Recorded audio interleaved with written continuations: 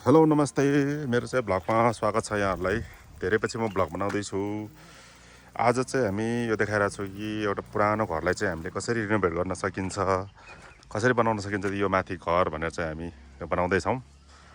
हाम्रो मिस्त्रीहरूले आज चाहिँ सुरु गरिसकेको छ काम। हाम्रो जोइ साहबहरू हुनुहुन्छ। अब यो घरलाई कसरी बनाउँदैछु हेर्दै जानुहोस्।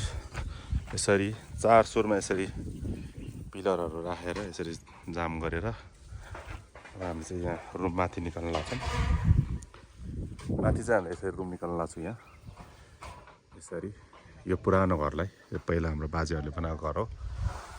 अब यसको माथि चाहिँ मैले अब 2टा रुम निकाल्ने भनेर सोचेको छु। र कस्तो भयो अब चाहिँ म पुरै अपडेटहरू गरेर राख्नेछु। अब यसको चाहिँ माथि हामी यसरी राखेर हामी बिस्तारै चाहिँ हामी यसलाई चाहिँ यही माथि ढलान गरेर चाहिँ सानो पातलो ढलान गरेर चाहिँ माथि 2टा रुम निकाल्न सक्छौँ, निकाल्न सकिन्छ अरे भन्नुभएको छ उहाँहरूले।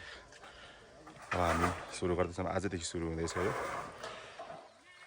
हामीले पछि नसकुन्जेलसम्म हामी यो भिडियोहरू हाल्नेछौँ।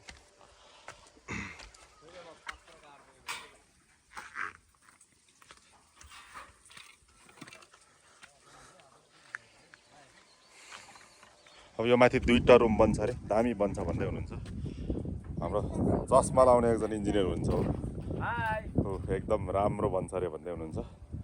हेर्दै जाउँ यो पुरानो घरलाई चाहिँ हामीले नयाँ कसरी बनाउने त भनेर उहाँहरूले सिकाउँदै हुनुहुन्छ र बनाउँदै पनि हुनुहुन्छ। केही हप्तामा चाहिँ हाम्रो यो रुम रेडी पनि हुनेछ। हेर्दै जाउँ। अब 2टा रुम बनाउन लाग्छु मैले त्यहाँ माथि।